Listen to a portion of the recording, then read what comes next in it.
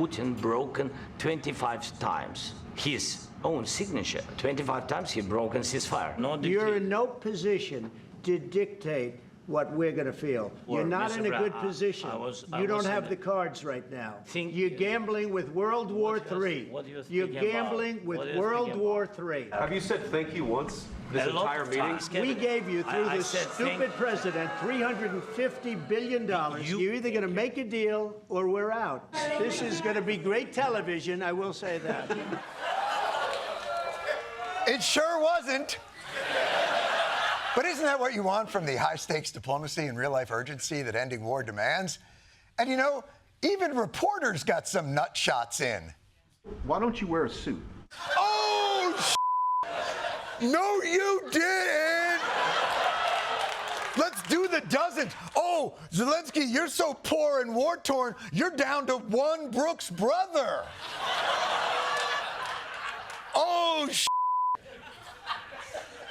You've so war-torn, you've given up the meaningless protocols of business attire. If you think I'm pushing this metaphor, look at the stunned faces in the crowd at WWE when John Cena turned heel. I now present you the equally stunned faces of those watching this Oval Office pay-per-view. Scott, I've never seen anything like that. You've never seen anything like that. Wow. Just wow. That was something. Caitlin, I want to start with, look at her face. I mean, Christiane. You broke Christiane Amanpour. The woman wanders unprotected through Taliban-controlled Afghanistan, doesn't give a f***. 10 minutes of Trump diplomacy, and she's like, is anyone else dizzy?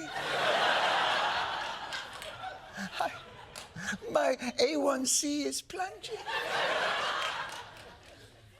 Now, of course, there is one big difference between the WWE and the world of politics. In the WWE, they seem very clear on who the good guys and who the bad guys are.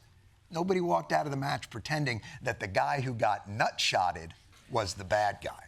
There was this attitude of ungratefulness, seeing his smirk, seeing him roll his eyes, seeing him refer to J.D. Vance, the vice president, as J.D. He shows up in his Equinox chic outfit to the doggone Oval Office. President Zelensky was also antagonistic, and frankly, he was rude. So impertinent, so disrespectful. Tone deaf, going in and fighting back, getting sassy with the president and the It was sassy. He was sassy.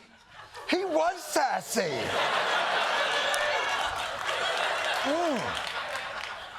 He was a real scallywag.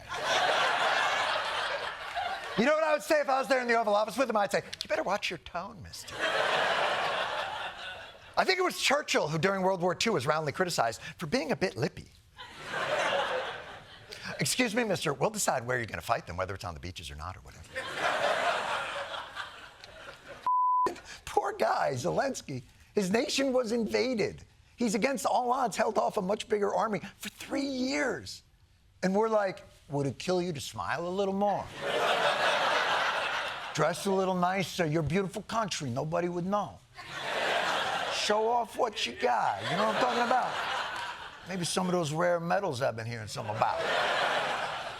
Everyone knows by now Trump's love language is subservience. If he calls your wife ugly, you praise him. If he calls you whittle, you run his State Department. And if you're a foreign leader who wants to be on good terms with America, you gotta butter Trump up like he's Texas toast. British PM Keir Starmer knows how it's done. It is my pleasure to bring from His Majesty the King a letter. He sends his best wishes. It's an invitation for a second state visit. This is really special. This has never happened before. This is unprecedented. And I think that just symbolises the strength of the relationship between us. So this is a very special letter.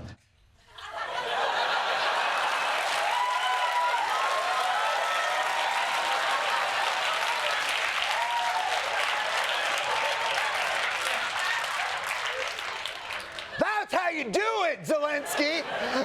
It's a letter from the king. It's got a wax seal on it. It was brought here by Harry Potter's owl. Ooh, ooh. What a delight! Ooh, the king is throwing you a ball. You'll be the belle of the ball, and then I'll sweep your chimney. Ooh.